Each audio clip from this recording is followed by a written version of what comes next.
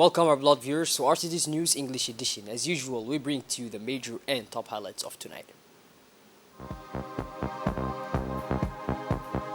Ceremony of the State of Progress of Islamic Microfinance, Women's Empowerment.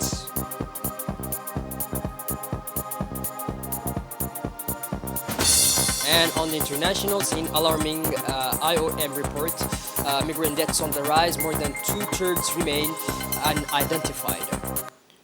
Those were the major and top highlights. Welcome back to our newsroom, our beloved viewers.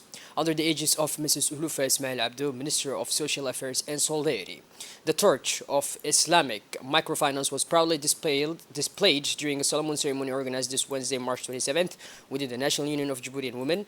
This event, full of color and significance, brought together a host of political and social personalities, among who stood out the Ministry of the Economy and Finance, as well as the Secretary of State in charge of Economy.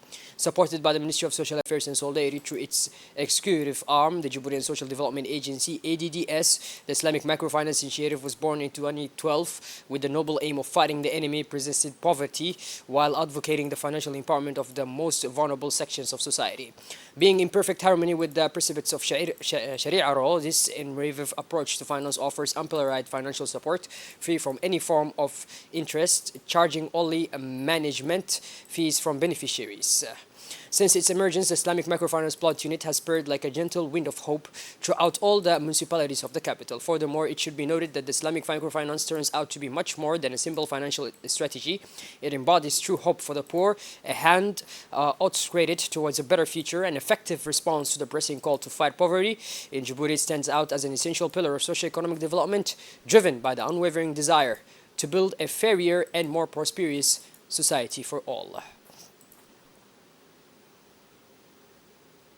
The director of Affordable Loans said that this event was organized to present a report on the performance of Islamic finance. This event was organized, and this was an important event for us because it was necessary to show not only the activities of these young Islamic microfinance institutions that has made achievements since 2012, but it was also necessary to remind to support citizens both in Djibouti City and the interior regions.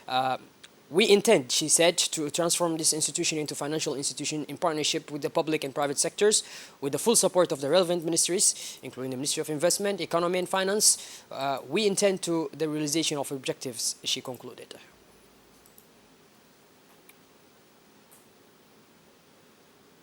In her speech, the Secretary of State in charge of Innovation said that she is honored to be among them today here at the headquarters of the National Union of Djiboutian Women, chaired by the First Lady of Djibouti, Mrs. Khadra Mahmoud Haid. First and foremost, she expressed her warm and sincere appreciation to His Excellency the President of the Republic, Mr. Ismail Omar Ghali, for his support. This projects benefit our fellow citizens in order to fight poverty. This is one of the main objectives we have set out to achieve, she said.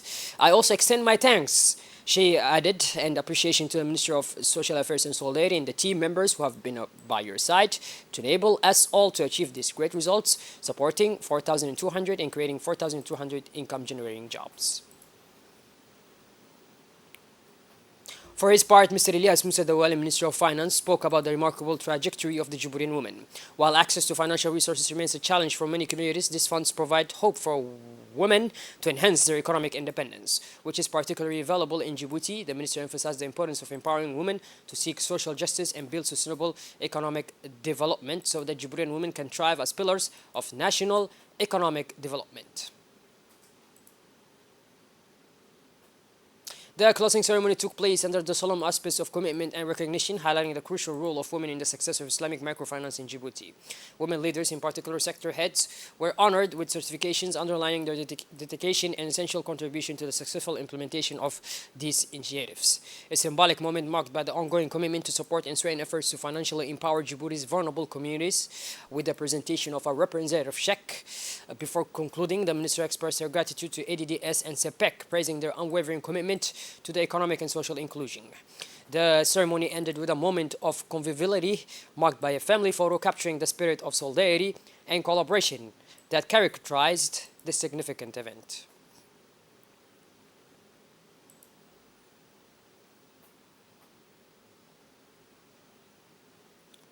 It is in a climate of seriousness and commitment that the Committee of Finance, General Economy and Planning examined this Wednesday, March 27, financial accounts of the National Institute of Public Administration, Inup, for the financial years spanning from 2018 to 2022.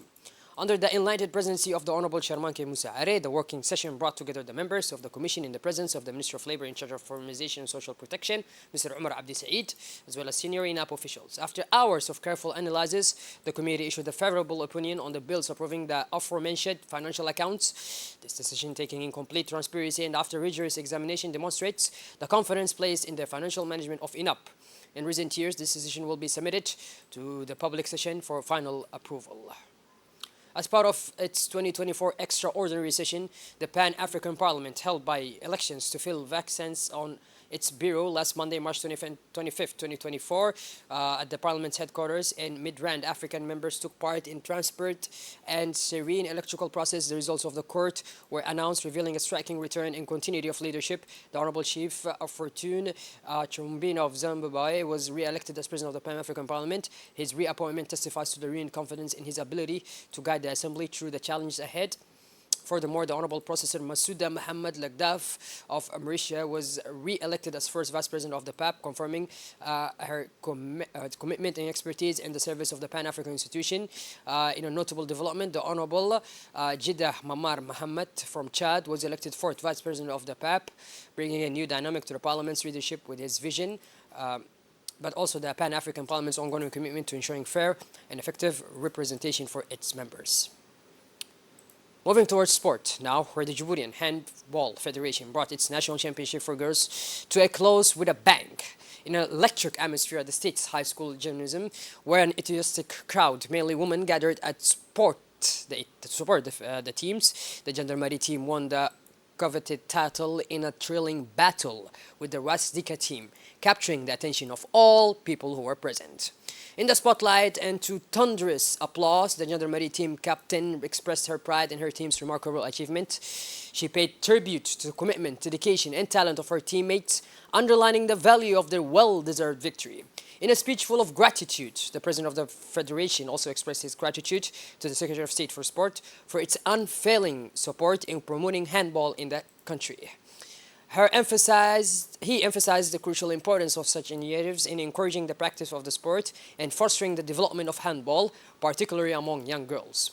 These events offer not only competitive opportunities but also chances for personal fulfillment and skills development, thus contributing to self-improvement and the building of a dynamic, balanced society. Shifting towards the north of the region now, where the official launch of an awareness campaign to female genital mutilation to the Fantahero community took place at outlying district of the town of Obok. The initiative is led by the Obok Region Association Fighting Hunger and Poverty.